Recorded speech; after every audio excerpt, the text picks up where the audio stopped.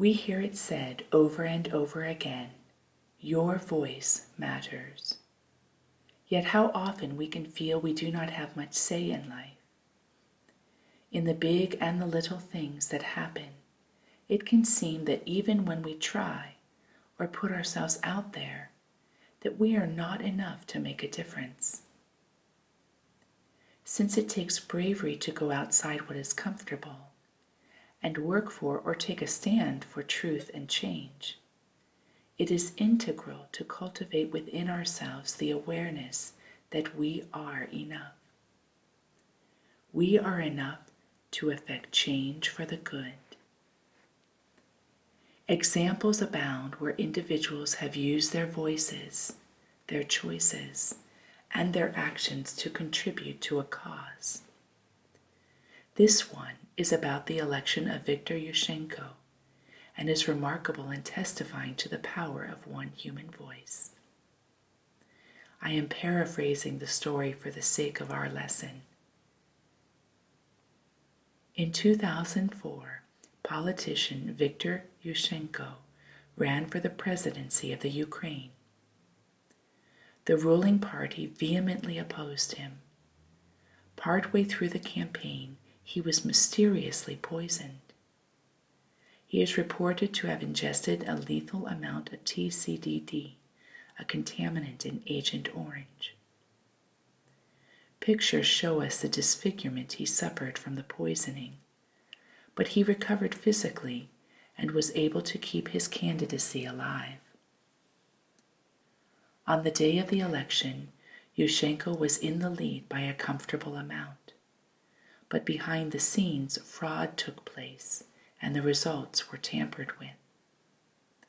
There was a statewide television station reporting the status to the people, and the statement was issued.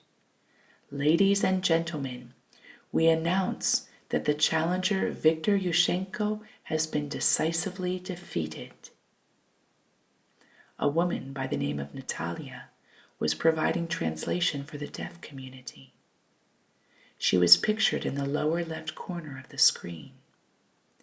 As the news presenter regurgitated the lie for the entire populace, Natalia, unknown to the one speaking, refused to translate it. Instead, she took liberty and used her solitary voice in a moment of great importance. I am addressing all the deaf citizens of Ukraine, she communicated in sign language. They are lying, and I am ashamed to translate those lies. Yushchenko is our president. Her bravery ignited the deaf community. They took charge and texted their friends about the fraud. News spread like wildfire about Natalia's act of defiance, and journalists began to step up left and right to speak the truth. It only took a number of weeks to spawn the Orange Revolution, inspiring 1 million people to wear orange and flood the capital city of Kiev demanding a new election. With so much pressure, a rerun of the election happened, and Viktor Yushchenko became president. While there are many human stories, there are even more nature stories reminding us that one is enough.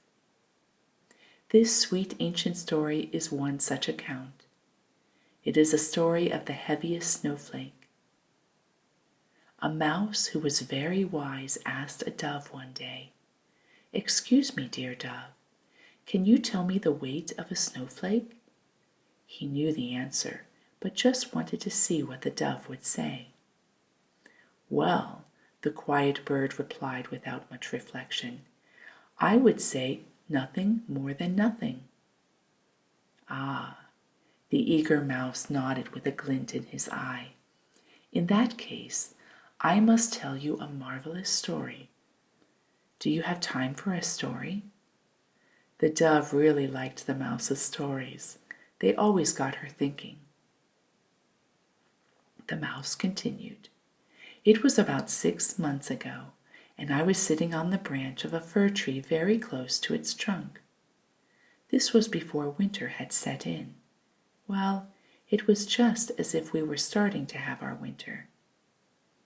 Enjoying a moment of rest, it began to snow. The snowfall was not heavy. It was not raging, and the wind was not blowing. In fact, it felt a little like a dream. Do you know what I mean? The flakes made it feel like things were changing right before my eyes. The dove nodded. She remembered many such winters happening in her part of the forest. Since I did not have anything better to do, I counted the snowflakes settling on my branch, and the snowflakes landing on the twigs and needles of the branch, too. I must have sat there for hours and hours. Do you know how many I counted? The dove was kind of curious, not only to know how many he counted, but to see what the point of the story was going to be. She shook her head. There were exactly 3,741,952 sitting on that branch.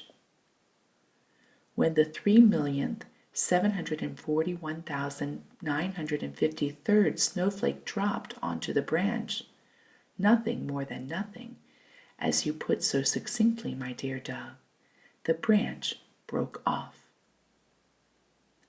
Right after saying this, the mouse scurried away. The dove giggled just a little. She loved her friend the mouse.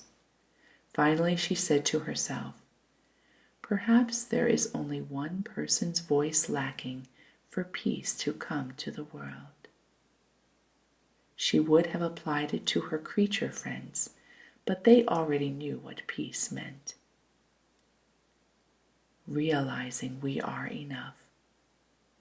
Realizing it happens when we step into it with all our hearts and minds.